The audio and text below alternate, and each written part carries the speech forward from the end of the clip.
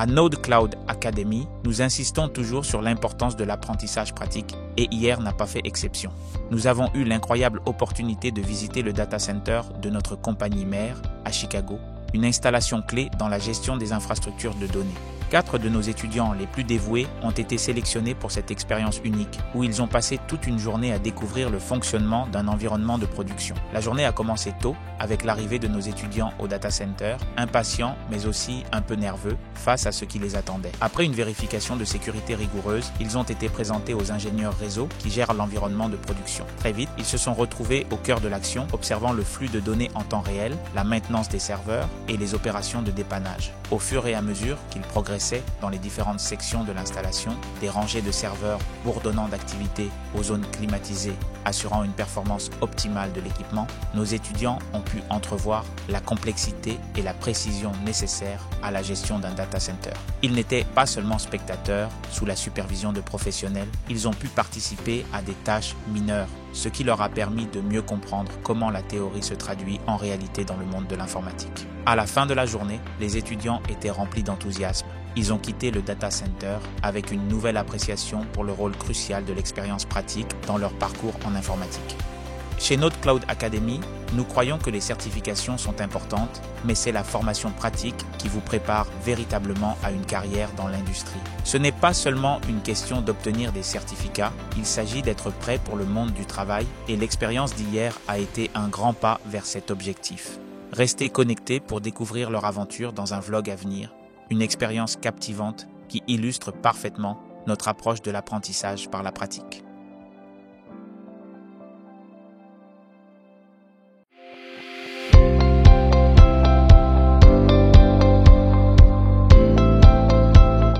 Mesdames et messieurs, bienvenue à RGTV. Je m'appelle Franklin Katunda. Nous revenons sur le studio, plateau spécial. Nous avons donc une mission de parler sur la situation sécuritaire à l'est de la RDC. Et aujourd'hui, nous invitons encore une fois les Congolais de la diaspora et les Congolais qui sont au pays de pouvoir se mobiliser et participer dans ce programme patriotique qui va se faire bien sûr utilisant le numérique, parce que c'est la guerre que nous avons aussi, afin de dénoncer l'agression rwandaise en République démocratique du Congo.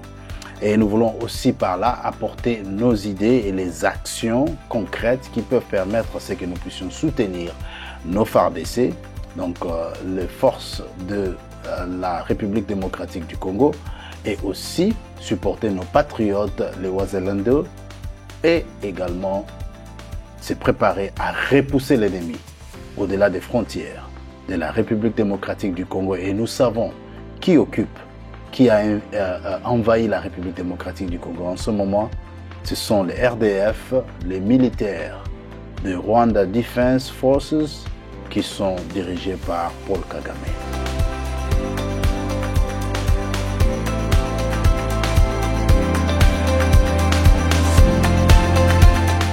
Voilà, dans le studio, nous nous sommes dit aujourd'hui que nous avons besoin de l'histoire. Pourquoi? Parce que un peuple qui ne se visite pas dans son histoire ne sait pas trop bien ce qu'il fait, d'où il a commencé et où est-ce qu'il va.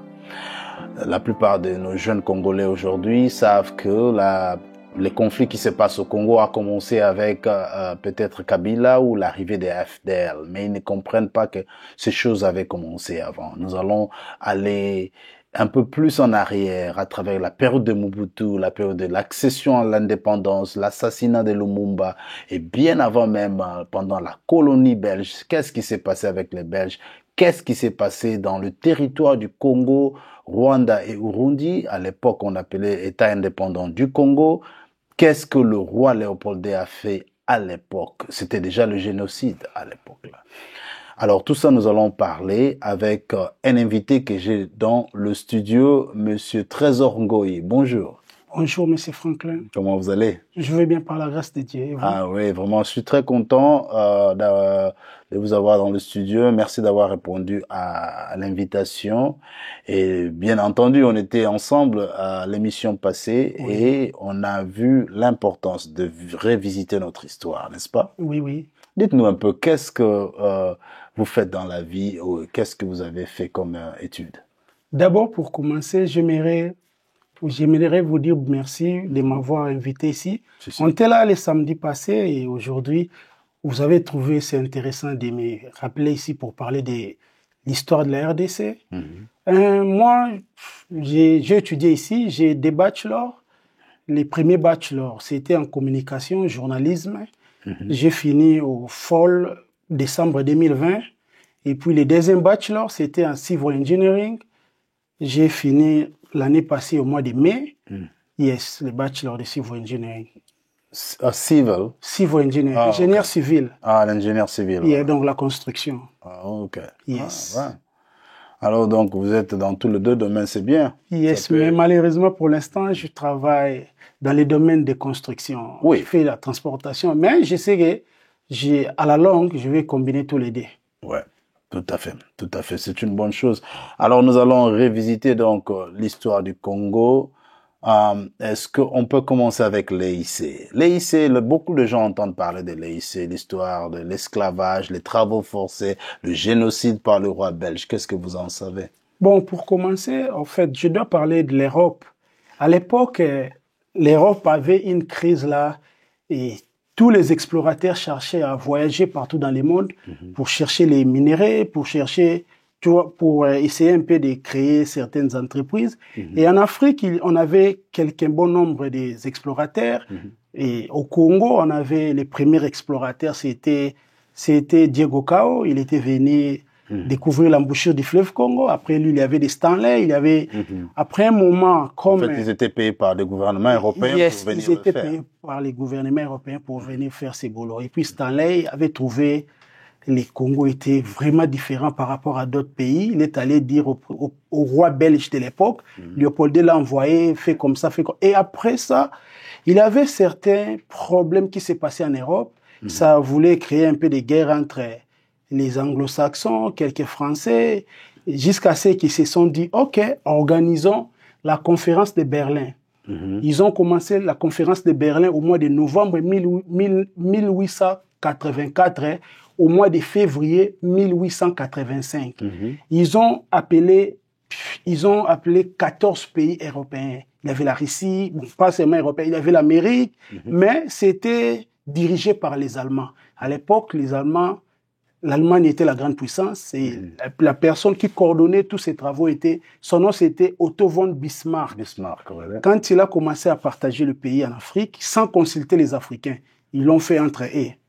Entre les explorateurs blancs, je peux dire. Quand ils ont fait ça, et puis directement, en arrivant au Congo, ils ont donné les Congo à Léopold II. C'est pourquoi c'était appelé l'État indépendant du Congo. Et Léopold II n'a jamais mis ses pieds au Congo. Il dirigeait à l'aide des DGG, gouverneur général. Ce sont eux qui apportaient les informations. Et les premiers génocides ont commencé à l'époque parce qu'ils coupaient les mains de nos mamans pour fabriquer les caoutchoucs. Donc, ils devaient travailler dans les plantations de caoutchouc, yes. Transformer cela... Opiné et à d'autres choses. Ils ont, selon l'historien, paix à son âme, Léon de Saint-Moulin, il a dit qu'il a tué plus de 15 millions de Congolais et puis il a coupé les mains de nos mamans, de nos papas. Oui. C'est une histoire que je suis familier avec parce qu'il y avait Adam Hochschild, qui est aussi un Américain historien qui avait écrit le livre sur le roi Léopold II. C'est un livre que j'ai lu et j'ai présenté ça en conférence au collège Bentley de Boston. Donc aux étudiants en finale de business, l'école de business. Et ils devaient étudier comment est-ce que le roi Léopold II avait fait ses crimes contre l'humanité au Congo. Et après cela, lorsque le roi a régné, qu'est-ce qui lui a poussé d'envoyer maintenant... D'abord, il a régné comme roi, il était le propriétaire du Congo. Et après, qu'est-ce qui l'a poussé à donner le Congo à la Belgique pour que ça devienne une colonie? Yes, après un moment... Ils se sont rendus compte que pourquoi on a laissé ces grands pays, les pays les plus riches du monde, à ces messieurs. Les anglo-saxons se sont dit, on peut prendre la colonie. Les anglo-saxons avaient une idée de récupérer la colonie de la main de Léopold II. Et quand Léopold II a compris ça, il s'est dit non. Si je continue avec cette allure, on risquera de me ravir les Congos. Ouais. Il a cédé ça en 1908 au Congo belge. C'était sous la pression des anglo-saxons. Ouais. Yes. Et puis, tellement que les anglo-saxons avaient des... Est-ce que c'était parce que les gens commençaient à apprendre qu'ils faisaient des choses qui étaient quand même répréhensibles Ça aussi, ça faisait partie, parce que dans les livres de Léon de Saint-Moulin, ouais. il y avait des églises protestantes des Anglais, et aussi écrivaient tout, ils envoyaient aux Anglais, aux Américains, regarder ce que Léopold fait, mais plus c'était à cause des richesses de la RDC. C'est la première cause, c'était à cause des richesses. Ils voulaient ravir les Congos aux mains de Léopold. Alors, on l'a remis donc aux Belges, donc la colonie belge. Pendant ce temps, quelle était la relation entre nous et les Belges? Qu'est-ce qui s'est passé pendant la colonie? Les Belges nous ont colonisés, ils ont commencé à créer les systèmes d'enseignement, ils ont fait tout ce qu'ils pouvaient faire, ils nous ont imposé, bon, pas imposé, l'Église catholique, tout ce qu'ils ont fait là. Si, bien sûr, ils ont amené la Bible. Yes. Et les Belges, jamais oublié ça. Yes. Et les Belges ont continué avec cette allure. Ouais. C'était en 1908. Sans oublier, après 4 ans, ces problèmes aussi étaient parmi. Il y a eu la Première Guerre mondiale. L'Allemagne qui avait commencé. Ils ont tué le Ferdinand Lesseps de l'Autriche, si je ne me trompe pas. Ils ont commencé la guerre. Ils ont fait la Triple Alliance avec Triple Entente. Dites-nous un peu, en quoi est-ce que le Congo était important dans cette guerre? Je vais arriver. Les Belges, parce que l'Allemagne voulait frapper la France. Ouais. Ils demandaient que la Belgique laisse l'espace. La Belgique a refusé. Ils ont frappé la Belgique. La Belgique était tombée le même jour. Directement, la Belgique a fait appel à la force publique. Parce qu'à l'époque, le Congo n'existait pas. C'était Congo belge. Il y avait le mixage. Ouais. Nos papas sont allés c'était en Tanzanie. Non, c'était entre Tchouplou et Tanzanie. Je confonds les... One, c'était la Première Guerre mondiale et l'autre la Deuxième Guerre mondiale. Tellement qu'il y avait aussi les Alliés, les Russes, les Américains, les Français. Ils ont frappé les Japonais, les Allemands et les Italiens. C'est pourquoi on va appeler ces deux pays, l'Allemagne et l'Italie, les pays sous-traités. Pourquoi? Ils vont perdre leurs colonies. Les Rwanda étaient une colonie allemande. Ouais. Les Cameroun, la Tanzanie, ils vont perdre ça. Ils vont diviser. Même l'Italie avait colonisé un pays qui m'échappe. Ils vont donner Rwanda ou Burundi à quoi? Aux Belges. C'est ce que j'allais dire. Donc, qu'est-ce qui est venu avant? L'EIC ou bien le Congo, Rwanda ou Burundi? Parce que ils étaient ensemble. C'était EIC. Mais ça avait tous les 3 territoires. Donc, tous les 3, si on peut dire, empires. Non, non. À l'époque de EIC, il y avait quelques royaumes. Yeah. Si on parle des royaumes Congo, on voyait les Congo-Brazza, on voyait les Gabon, on voyait la RDC, on voyait l'Angola. C'est pourquoi il y a des Batéké là-bas. Oui, mais d'accord, mais il y avait déjà des tribus comme ça. Yes. Mais lorsque l'EIC a été déclaré, ils ont déclaré ça selon les frontières. Ils ont hérité de la conférence de Berlin. Yes. Alors, dans ces frontières-là, l'Angola était déjà exclu. Yes. Il y avait que le Congo et puis les Rwanda aussi étaient exclus parce que l'Allemagne était la grande puissance. Personne ne pouvait ravir les pays de l'Allemagne. Quand est-ce que le Rwanda est devenu Rwanda? C'est ce que j'allais expliquer. Après la Première Guerre mondiale, le président américain était Woodrow Wilson. Il a créé ce qu'on appelait la Société des Nations. La Société des Nations ne va pas marcher. Après la Deuxième Guerre mondiale, ils vont créer l'ONU. Lors de la Société des Nations, ils ont dit, comme toi, l'Allemagne, tu as provoqué cette guerre, tu dois perdre toutes tes colonies, tu dois construire l'Europe, donc l'Allemagne, à l'époque, Hitler était sergent. Ça va l'énerver jusqu'à ce qu'il va créer la Deuxième Guerre mondiale. Là, c'était en 1918. C'est à partir de 1918 que les Rwandais et l'Ouganda feront partie des colonies belges. Vous voyez. Colonies belges. On a maintenant la Belgique à 3 colonies. 3 colonies. Ce qui fait que nous sommes rapprochés aux Rwandais et aux Burundais. Oui.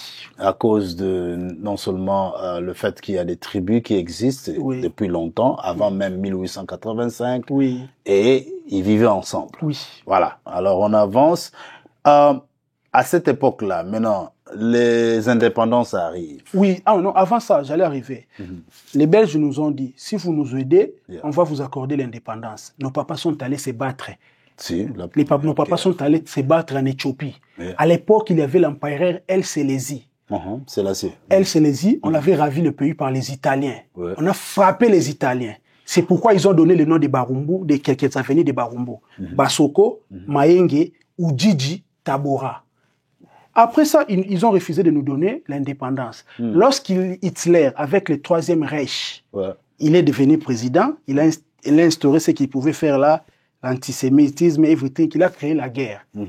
La Belgique va encore nous faire appel. Cette fois-ci, si vous nous aidez, si on gagne la guerre, nous allons vous accorder l'indépendance. Nos papas sont allés secourir la Belgique. Cette fois-ci, on était parti en Tanzanie. On va gagner les avenirs de Victoire, de Kalamu.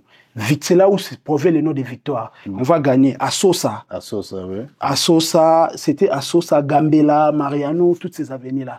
Ce sont les cités de Tanzanie. De Tanzanie, là, on avait gagné les guerres. Yes. Après ça, on appelait ça la force publique. La force publique, voilà, yes. Après ça, congolaise. Nos aînés, nos papas ont demandé l'indépendance, ils ont refusé.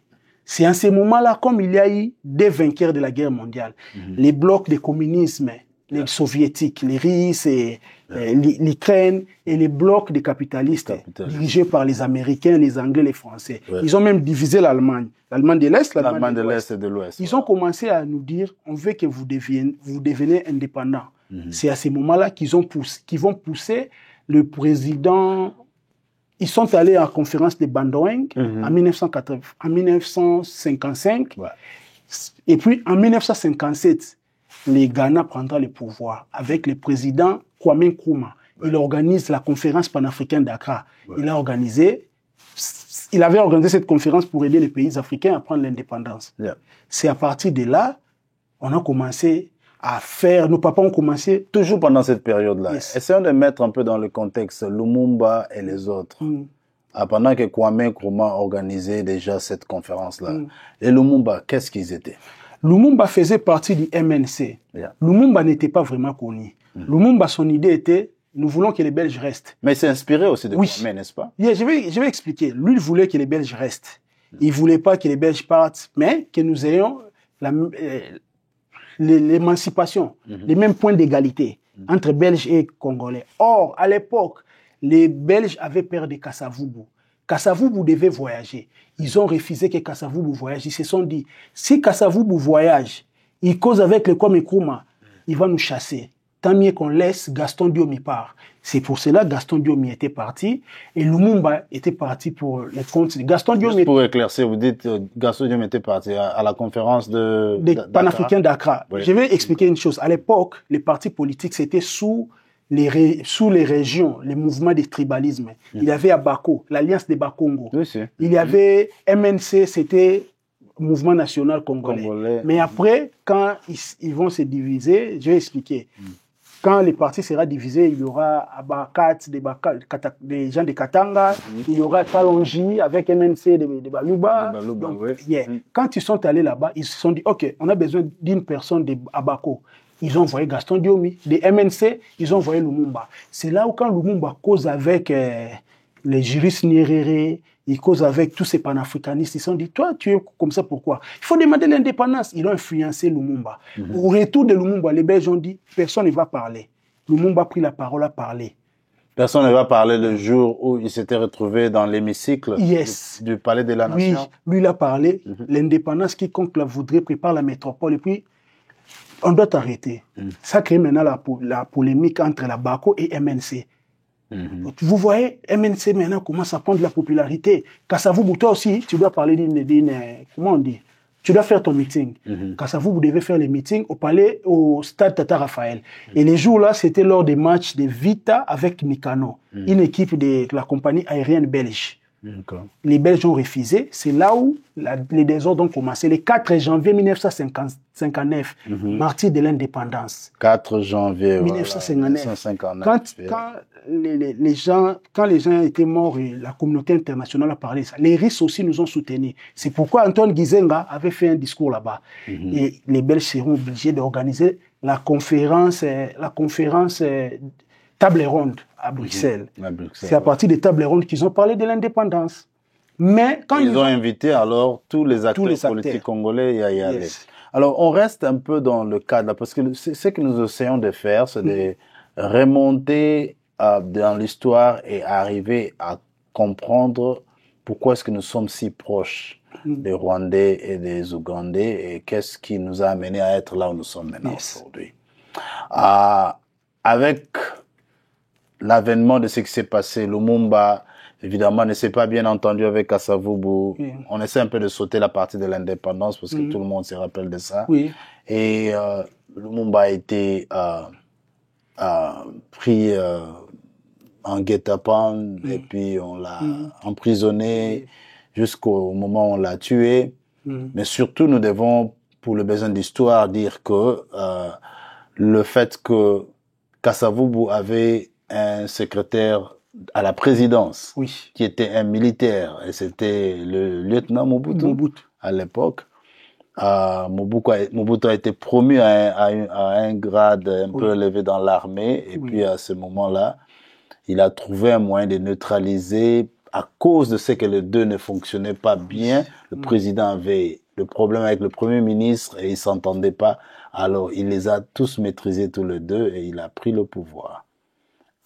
Ce chapitre-là, ça échappe à beaucoup de nos jeunes, les gens qui sont là. Si vous pouvez un peu élucider, comment est-ce que je vais expliquer, je vais parler un peu de l'indépendance. Quand on a pris l'indépendance, c'était par vote, MNCT populaire. Lumumba, on avait un système parlementaire, c'est-à-dire c'est le Parlement qui décide, le Premier ministre. Ouais. C'est pourquoi Lumumba va demander à ces gens de voter pour Kasavubu. Et maintenant, tout le monde s'est retrouvé. La BACAT des gens de Katanga, de Moïse Tshombe, étaient mécontents. C'était au mois de novembre, si j'ai ça même ici. La sécession katangaise a commencé le 11 juillet 1960. Cette sécession était soutenue par une compagnie belge. C'était l'Union minière du Haut-Katanga. Ils ont soutenu ça. À notre grande surprise, on a vu les soldats, les vétérans de la guerre de l'Algérie, comme Bob Denard, Jean Scramer. Il y avait aussi un autre ancien vétéran de l'Angleterre qui s'appelait Mike Aore. Ils sont venus prêter main forte à Tshombe. Ils ont commencé la sécession katangaise. Donc, cette histoire de mercenaires étrangers qui viennent aider au Congo, ça ne commence pas aujourd'hui. C'est depuis longtemps. Voilà. D'ailleurs, pour voir la complicité des anglo-saxons, ils ont commencé à faire la publicité de ces gens-là. Ils voulaient partager le Congo, surtout les Katanga. Vous savez pourquoi? Avant, ils avaient peur de Lumumba et pensaient que Lumumba avait une tendance de l'Union soviétique. Il ne faut pas oublier... on l'appelait communiste. C'est ce que je veux dire. Il ne faut pas oublier que les États-Unis avaient utilisé l'uranium du Katanga pour fabriquer la bombe atomique. La bombe atomique qu'ils ont jetée à Nagasaki et Hiroshima, ça venait de Katanga. C'est pourquoi ils voulaient diviser Katanga, récupérer toutes les richesses de Katanga. Ils vont soutenir ces messieurs. Directement, Mobutu et Kasavubu se sont dit non, allons à l'ONU, faisons appel à l'ONU. Ils ont fait appel à Dag Hammarskjöld. Le Suédois. Le Suédois. Il était le secrétaire général de l'ONU. Il va venir en RDC causer avec le président du Katanga, la République du Katanga, Moïse Tshombe. Malheureusement, son avion sera bombardé par ces mercenaires. Qui l'avait bombardé? Ce qui est vrai, jusqu'à-là, on n'a pas de preuves, mais on dit ces mercenaires. Lesquels mercenaires? Les mercenaires du Katanga, de Moïse Tshombe. Ça ne m'étonnerait pas parce qu'ils étaient belliqueux. Après, et tous vont parler d'envoyer une mission de l'ONU, une mission mixte avec des avions français. Ils vont chasser Moïse Tshombe, il partira. Et quand Mobutu va fêter la fête de l'indépendance, la fête de la fin de sécession katangaise, c'est le jour-là qu'il va faire le coup d'État, le 24 novembre 1965. Alors, la sécession katangaise a quand même aidé Mobutu à prendre le pouvoir. Mais au même moment, c'était aussi un alibi pour diviser les Européens qu'on a envoyés, notamment ces mercenaires, à venir faire du poids de telle sorte qu'il y ait division. Et je pense que l'idée majeure était aussi que le Katanga soit séparé, c'était soit une république à part entière, indépendante. Et Pourquoi est-ce que ça n'a pas marché? Essayez un peu de réfléchir maintenant pour dire. C'était l'intelligence. Les faits historiques sont là. Pourquoi est-ce que ça n'a pas marché? C'était l'intelligence. Pourquoi est-ce que le Katanga est resté toujours? C'était l'intelligence du lieutenant-colonel Mobutu. Vous savez, en face de Katanga. Je rigole pas. Mobutu? En face de Katanga, il y a la Zambie. Les Anglais voulaient annexer Lubumbashi, donc les Katanga en Zambie. Une colonie anglaise. C'est ce que lui pensait faire. Et alors, et Mobutu, ce qu'il va faire, c'est quoi? Selon certaines personnes. Alors, Chombe, il n'a pas joué un rôle. Je pense que. Lui, il a joué, parce que lui, il voulait l'indépendance. Oui, pas? yes. OK. Donc, il voulait ça. Et puis, maintenant, Mobutu va faire quoi? Selon certaines personnes, selon certaines sources, Mobutu va entrer dans les lieux de bataille. Il va tuer quelques blancs pour exciter les blancs, envoyer l'intervention. Il disait, oh non, vous voyez les gens de Moïse Tshombe qui ont tué tous ces blancs ici. Ouais. Ils sont morts au nombre de 125 blancs. Tous les Européens. Directement, il y aura les renforts de l'ONU. Les renforts de l'ONU sur Katanga. Sur Katanga. OK. Alors, à l'époque, nous voyons qu'il y avait déjà un problème. Le Katanga était convoité par les Européens. Pourquoi? Parce qu'il y avait découvert des minéraux, le cuivre, toutes sortes de minéraux, le cobalt. D'ailleurs, les minéraux que nous avons aujourd'hui au Kivu, c'est rien. La plupart, c'était au Katanga et aussi le diamant dans le Kasaï. Alors, à ce moment-là, essayez un peu de nous brosser. Quel était l'apport de la main-d'œuvre ouvrière venant du Rwanda, les Tutsis? En 1959, les Belges ont fait appel c'était à cause de la main-d'œuvre. Ils ont fait appel à leurs colonies, des nouvelles colonies, Rwanda, Urundi. Ils sont allés travailler dans les mines de Katanga. Voilà. C'était en 1959. Ils ont commencé à travailler là-bas. Et puis... Et l'histoire dit qu'on les a déplacés avec leurs femmes et leurs enfants. Ils étaient accompagnés à l'aide de la Croix-Rouge. C'était les gens de Croix-Rouge qui les accompagnaient jusque-là. Dans des camionnettes. Yes. Voilà. Et là, c'est au milieu de la forêt. Et après, ils vont disperser quelqu'un dans la montagne de Moulengue. Donc, et tous ne vont pas rester là-bas. Certains vont... Donc, vous dites que dans le voyage vers le Katanga, certains sont restés... dans la montagne de Moulengue pour travailler. Parce que n'oubliez pas, à l'époque, il y avait une guerre entre les Tutsis et les Hutus au Rwanda à l'époque. Ah, vous voulez dire aux années 1959? Yes, il y avait une guerre. Parce qu'au Rwanda, il y a trois sortes de peuples. Les Hutus, les Tutsis et les Twa. Et d'ailleurs, j'ai appris en lisant un livre là que les Hutus étaient majoritaires à 85%. Yes, ils étaient majoritaires. Et les Tutsis n'étaient qu'à 14% de tout le Rwanda. Donc c'est une minorité. Yes, c'était ça. Elle est une minorité jusqu'aujourd'hui, n'est-ce pas? Je pense pas que le nombre a changé parce qu'on avait déjà 85% Hutu, 14% Tutsi. Ça veut dire que ça n'a pas vraiment changé, ça c'est resté comme ça. Mais ce qui est marrant, c'est que les Hutus ont géré pendant la vie de monsieur Habyarimana et puis après... Même avant lui, il y avait d'autres Hutus qui... Il y avait Hutus qui régnaient toujours. Mais ce qui m'a aussi étonné dans le livre que je lisais, c'était que les Belges avaient beaucoup donné des faveurs aux Tutsis. Malgré qu'ils étaient minoritaires, on les envoyait dans des bonnes écoles, on leur donnait des faveurs. On pensait qu'ils étaient plus serviables que les Hutus. Il semblait que les Hutus étaient un peu dans durs. ce sujet-là, j'aime pas parler des choses que je ne maîtrise pas. Non, mais c'est ce que j'ai lu. Je sais pas si l'auteur voulait peut-être dire parce quelque chose qui pourquoi n'était pas vrai. Mais... Pourquoi j'ai dit ça? Il y a une certaine manipulation du gouvernement Kagame. Ils envoient des auteurs pour écrire des livres là, parfois pour faciliter leur complicité. Je donne un exemple.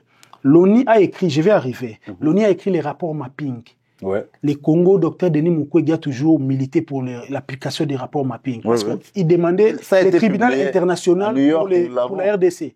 Tribunal international pour la RDC. Parce qu'il y a eu tribunal international pour le Rwanda. Kagame a toujours refusé jusqu'à ce qu'il corrompt un grand écrivain au nom de Clerc. Ils ont fait les rapports Clerc pour contredire les rapports mapping. Vous voyez un peu, c'est pourquoi sur ce sujet-là, je me suis toujours dit, il faut entrer en profondeur, interroger. Je suis d'accord avec toi pour ça, parce que effectivement, il y a plusieurs livres et puis les auteurs ne sont pas toujours. Il veut parler de sa part pour se victimiser. Alors, rentrons sur la part où on a parlé de des populations rwandaises qui sont allées dans le Katanga pour travailler.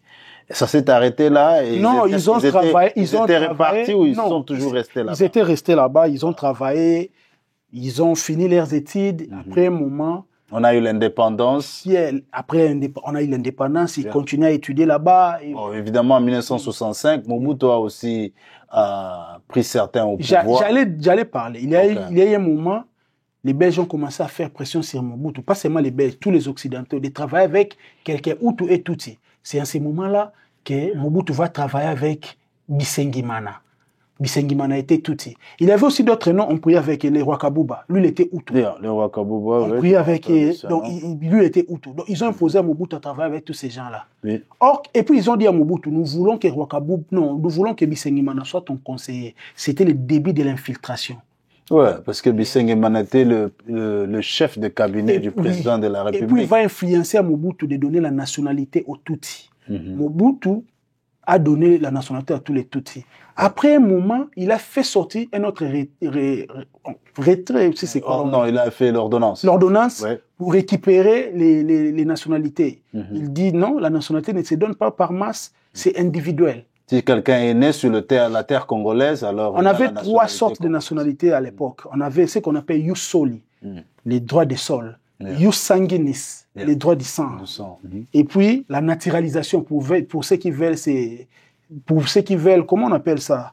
Pour ceux qui veulent devenir congolais. Je dois souligner une chose. Naturalisation, oui. Quand on a pris l'indépendance, on a créé une petite constitution. Jusqu'en 1964, on crée la constitution de Luluabourg. Il y a eu des professeurs comme notre grand professeur. C'est lui qui a épousé la sœur de Thomas Kanza. Il était professeur à l'université d'Avar. Je vais me rappeler de lui. Liao, Marcel Liao. Oh, Marcel Liao. Il est parmi les gens qui ont rédigé la constitution de Luluabourg. Ils ont maintenant parlé pour être congolais, tes origines, donc vos ethnies doivent se retrouver au Congo depuis 1885, à l'EIC. Vous voyez là où ça compliquait les Bisengimana. D'où ils étaient obligés de prendre la nationalité congolaise. Parce qu'ils n'étaient pas là en 1885. Question. Oui. La constitution de Luluabourg, est-ce qu'elle était faite par une représentation de plusieurs forces du pays? Oui. Donc c'était comme un conclave, n'est-ce pas, qui s'est tenu à Luluabourg, un peu comme la conférence nationale plus tard. Ils se sont inspirés de ce conclave. Parce que tout le monde était là, même Tshombe était là. Voilà. Parce que après, pendant la guerre, Mobutu fera un appel à Tshombe, parce qu'il y a eu une guerre On doit parler aussi de ça. Avant qu'on continue, quand tu étais à l'école, combien de points tu faisais en histoire? Tu faisais beaucoup de points. J'aimais bien l'histoire. Si par exemple vous faites quelque chose sur 10, tu faisais combien? Je faisais des bons points en l'histoire. Alors c'était j'aimais l'histoire, la géographie. Je veux juste rigoler. Je faisais des très bons points. Quoi, 9,5 sur 10, n'est-ce pas? Voilà, je peux sentir ça. Allez, si tu étais dans la même classe avec moi, j'allais carrément quand ils ont chassé les gens de sécession katangaise, Tshombe est allé s'exiler en Espagne. Maintenant, Mouzé Kabila, Cyril Adoula, Antoine Gizenga. Wait a minute. Tu as dit Mouzé Kabila. Et là, c'est à l'époque de 1959? Non, à 1900. Je suis après l'indépendance. Après l'indépendance, ok, dans les 60. Après la sécession katangaise, on a chassé. La force de l'ONU nous a aidés. Il y avait des Sud-Africains, il y avait des Marocains, des Ivoiriens, des Canadiens. C'était une force mixte. Ils ont chassé Tshombe et tous ses mercenaires. Tshombe est allé se réfugier en Espagne. En Espagne. Mouzé Kabila, Cyril Adoula, Antoine Gizenga, ils ont commencé à faire... Et puis, l'autre là, comment il s'appelait? Mouzé Kabila, Antoine Gizenga, Cyril Adoula et les papas de son nom... Je vais me rappeler de lui. Ils ont commencé à faire la guerre à l'est du pays. Nendaka? Non, les messieurs là, il était avec Gizenga. Je vais me rappeler de son nom. Je vois. Ils ont commencé à faire, on va les tuer plus tard. Ils ont commencé à faire la sécession au Katanga avec Mouzé.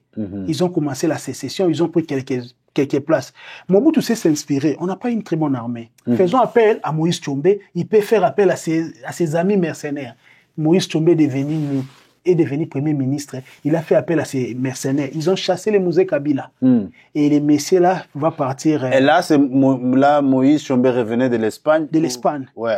Il est devenu ministre. Ministre au Katanga. Il a fait appel à ses mercenaires, maintenant officiellement, pour aider l'armée l'armée de la RDC a chassé toutes les rébellions. Question, peut-être que ça, ce n'était pas dans le livre. Est-ce que vous ne pensez pas qu'il y avait quand même des témoins oculaires au Katanga, notamment les ouvriers rwandais qui étaient là sur place?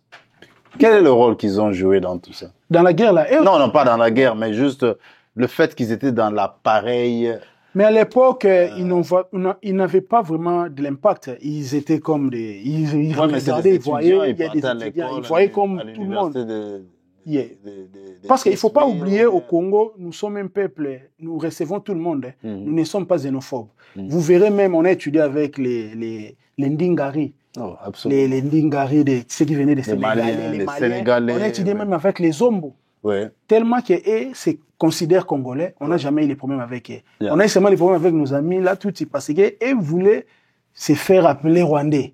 Et puis posséder nos terres. Curieusement, l'histoire, nos livres n'ont jamais parlé de quelque incident qu'il soit dans la province du Katanga, alors qu'ils y étaient. J'essaie juste d'extrapoler. Pourquoi? Ils n'avaient pas la force, ils pouvaient rien faire. Parce qu'au Katanga, on a eu quand même des difficultés avec les Luba qui étaient là-bas, les Balubakat et tout ça. C'est ça que j'allais dire. Yeah, ils n'avaient pas la force. Ils n'avaient pas la force. Ils n'avaient pas la force, ils ne pouvaient rien faire. C'était une deuxième classe? Yeah, donc ils étaient préparés dans l'infiltration. C'est très rare qu'un truc se comporte comme ça. Ils se préparaient dans l'infiltration. Okay. Donc c'était le travail que faisait Mbisengimana. Dans son cabinet, il y avait des Rwandais. Ouais. Il touchait aux documents officiels de la RDC. Oui. Et puis après, ils vont nous infiltrer.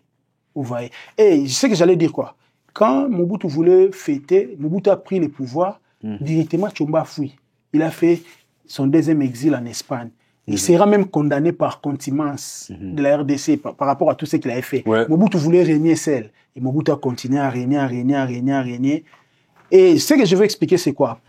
Pourquoi Mobutu a trop traîné au pouvoir? On avait des blocs, les soviétiques. Absolument. Et les capitalistes. Il a joué un rôle tampon entre les... Il y a un ancien président américain. Les vainqueurs, le président qui était au pouvoir, c'était Franklin Delano Roosevelt. Son vice-président, le général, il s'appelait Harry Truman. Harry Truman avait créé une doctrine qu'on appelle Truman's Doctrine, to limit spread of communism in the world.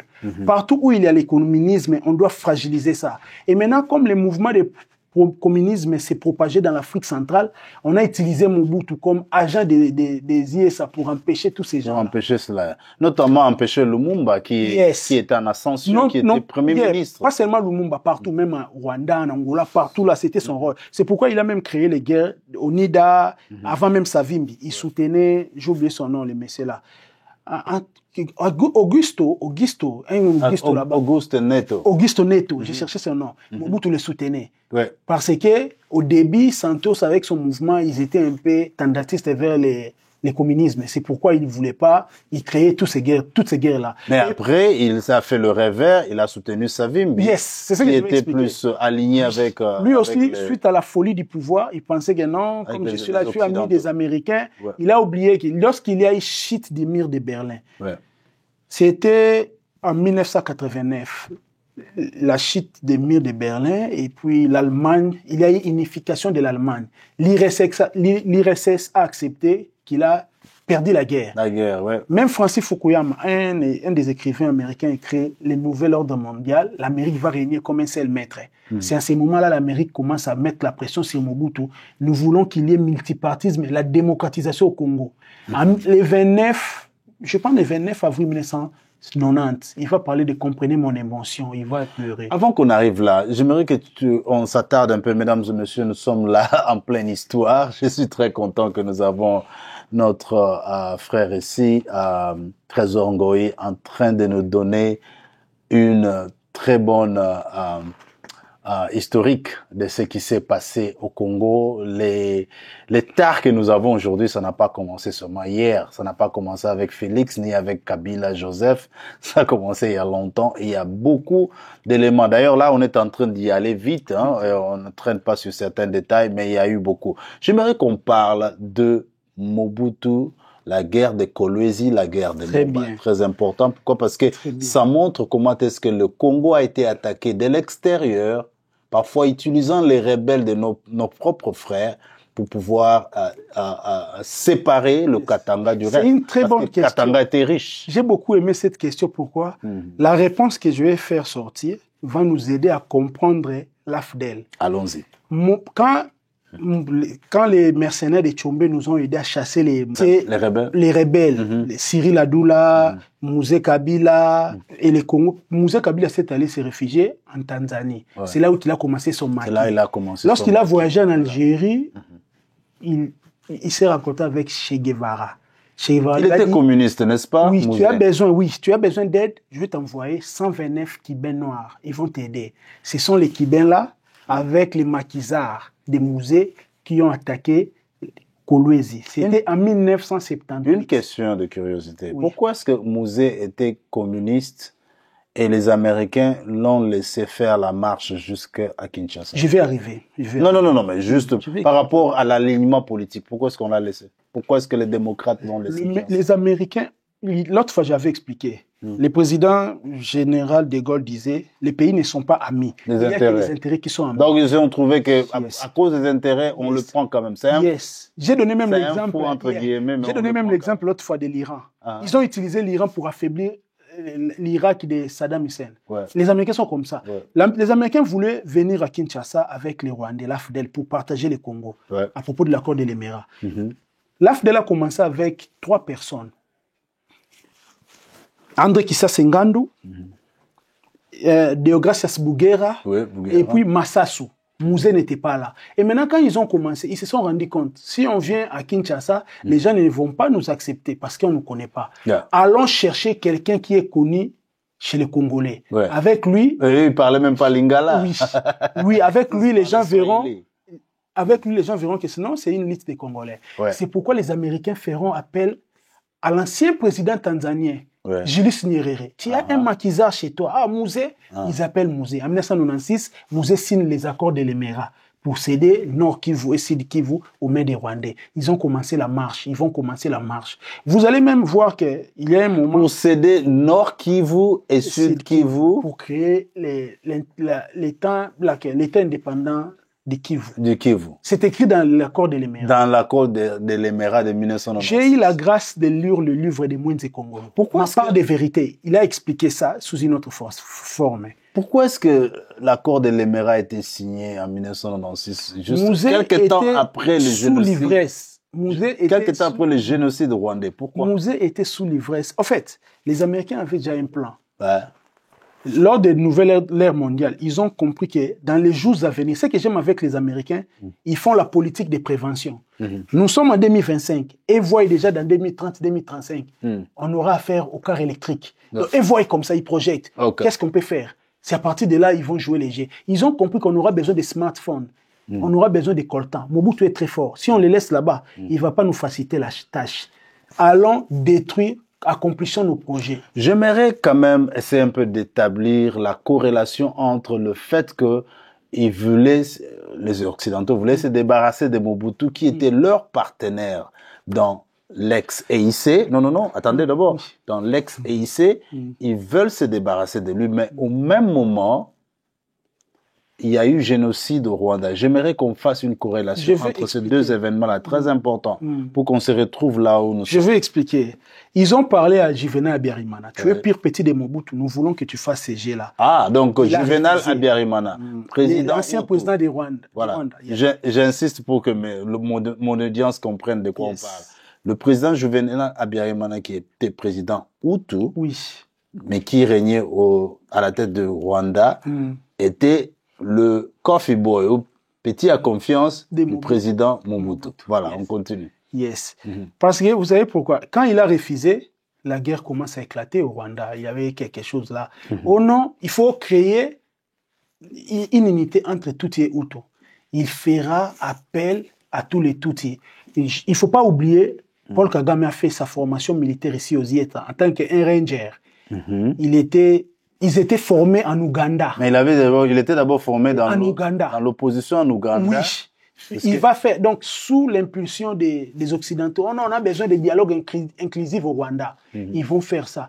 Malgré tout ça, il était vice-président avec ces gens-là. Malgré tout ça... Mais on ne doit pas oublier, pour le besoin de l'histoire, ils étaient envoyés en exil par les Hutus, qui étaient too powerful, qui étaient trop forts au pouvoir.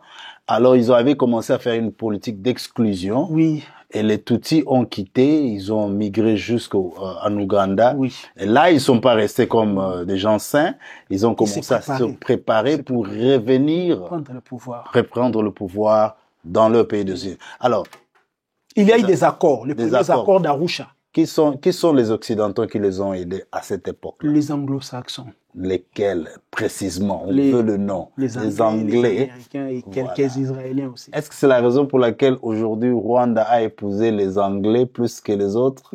C'est ils ont un peu quitté la francophonie et ils aiment les Anglais jusqu'à leur donner même la terre. Ils ont dit, vous avez vos terres ici, vos réfugiés, vous me les envoyez, je vais les héberger. Oui. Voilà, donc l'Angleterre a joué un rôle. Oui. L'Angleterre a joué un rôle pour donc lui, il avait déjà joué le rôle depuis le début.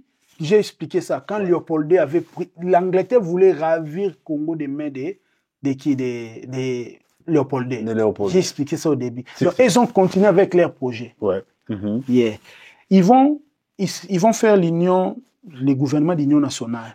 Au Rwanda, Kagame et ses amis vont revenir au Rwanda. Ils vont travailler ensemble. Maintenant, Kagame va commencer à imposer ses généraux qui étaient en exil dans des postes clés. Juvenal Habyarimana ne refusait pas, mais il y avait des accords.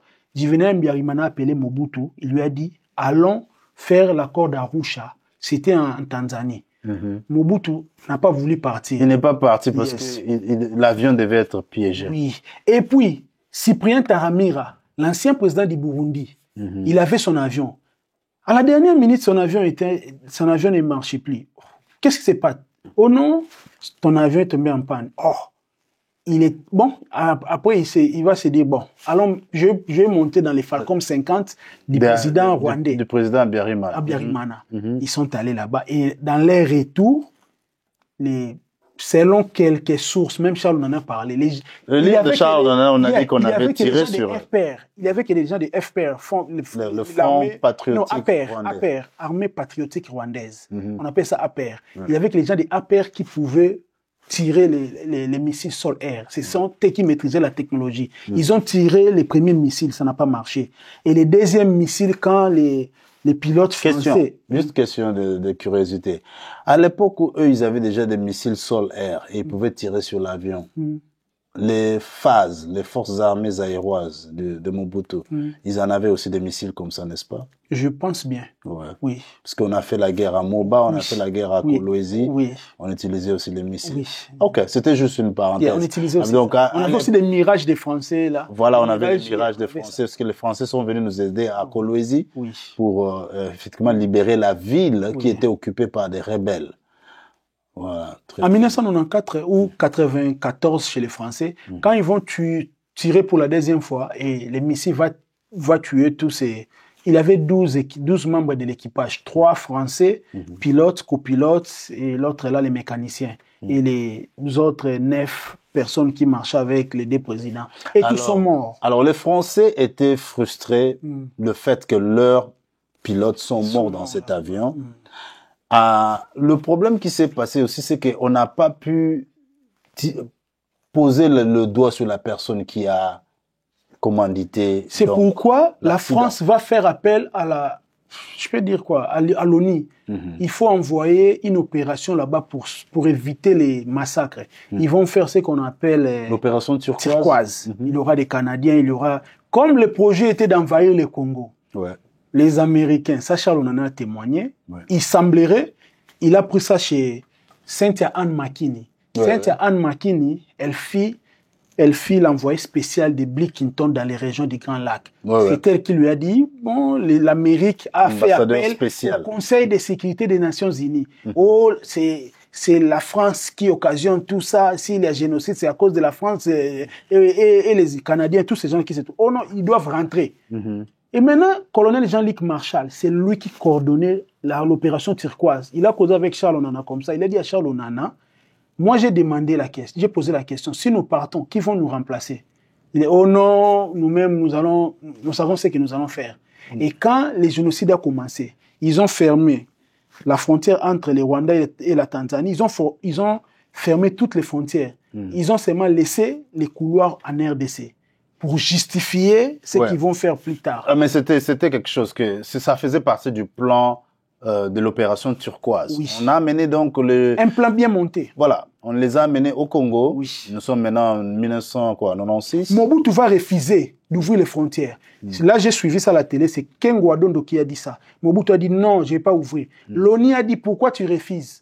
Tu dois ouvrir. Mobutu voyait déjà. Voilà. On lui a forcé de faire ça. Ouais. Oh non, mais comment je ne peux pas contrôler les armes? Oh non, il faut le mettre seulement là-bas. Il n'a pas eu le temps de contrôler les armes.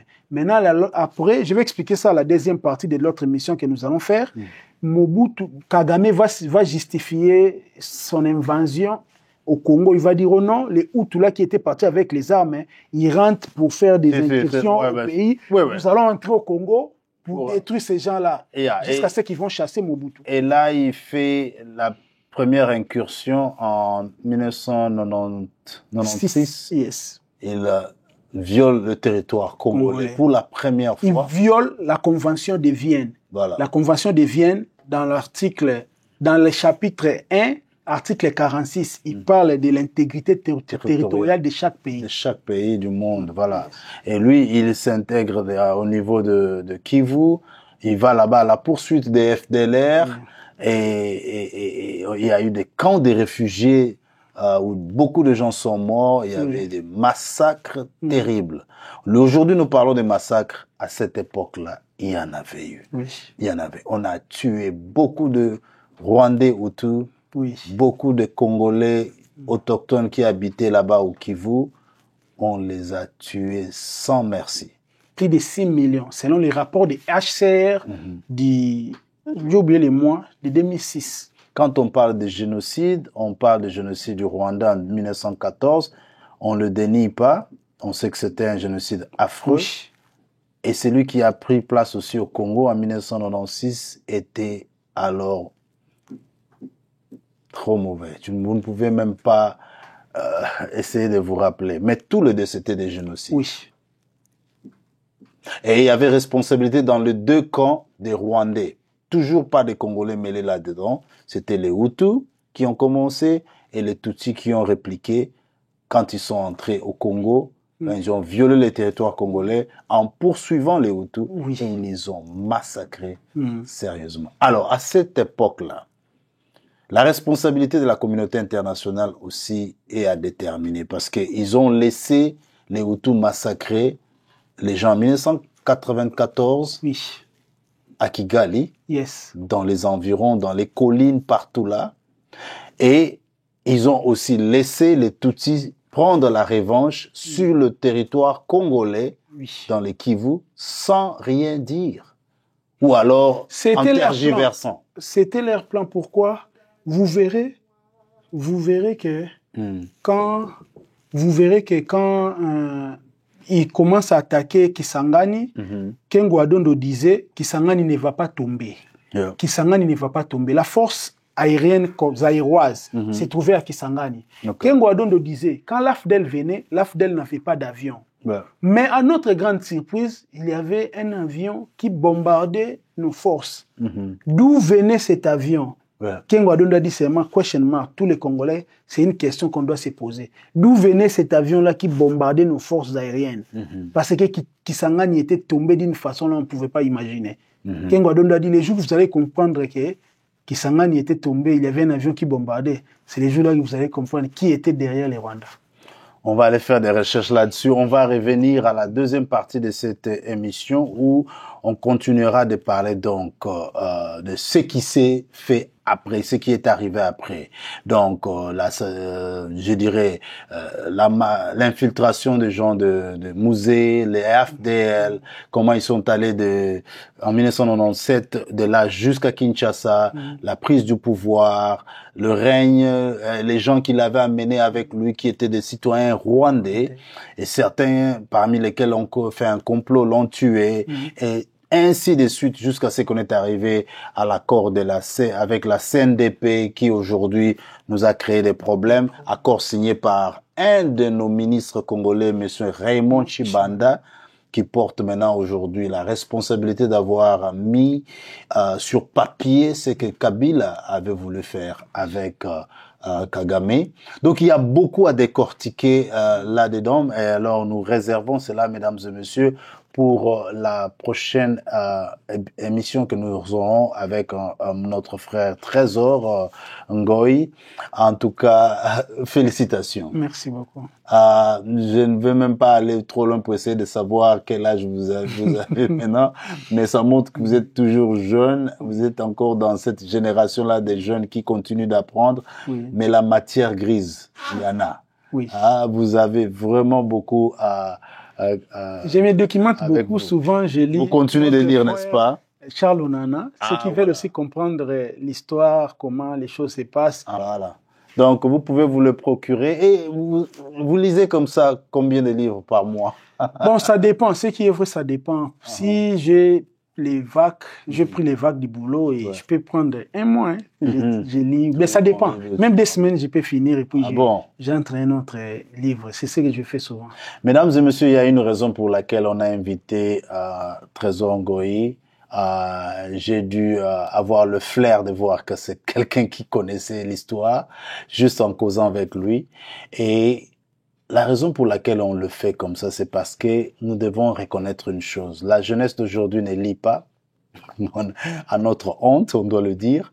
Et nos parents savent que, pour certains parents, ils nous ont pas vraiment appris à lire.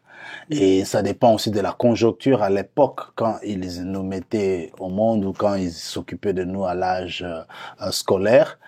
Je suis quand même reconnaissant à Dieu que mes parents, moi, m'ont forcé à lire et ils m'ont encadré dans ce sens-là. C'est comme ça que on a développé cette sens de pouvoir apprendre toujours. Et à l'époque, quand j'étais à l'école, presque toute ma famille, on était membres de Génies en Hebre. On jouait ce jeu-là à l'école, jeu de questions-réponses. Et pour être meilleur dans ce jeu-là de questions-réponses, tu devais être vraiment très fort en histoire, en géographie, en politique, et ainsi de suite. Donc, on s'est retrouvés carrément des autodidactes à l'âge du collège, donc à l'âge du lycée, jusqu'à aujourd'hui. Et je pense que c'est une bonne chose. Nous, Congolais, nous devons apprendre à lire, les jeunes. En tout cas, je m'adresse à tous les jeunes qui me suivent. Nous devons lire. Nous devons savoir d'où nous venons. Vous voyez que juste avec ce que nous avons fait aujourd'hui pour environ 40 minutes, on a brossé toute l'histoire depuis le temps indépendant du Congo, le territoire du roi belge, jusqu'au départ de Mobutu. La prochaine émission, nous allons continuer avec l'arrivée de l'AFDL et tous les Rwandais que nous avons amenés à Kinshasa. Et on va se cheminer jusqu'à aujourd'hui, là où on parle de Goma qui a été attaqué et occupé encore une fois de plus par les forces de l'armée rwandaise qui ont juste mis les M23 comme rebelles, comme raison à côté d'eux pour pouvoir occuper la région riche de la République démocratique du Congo, riche en minerais, riche en pétrole, toutes sortes de choses là-dedans.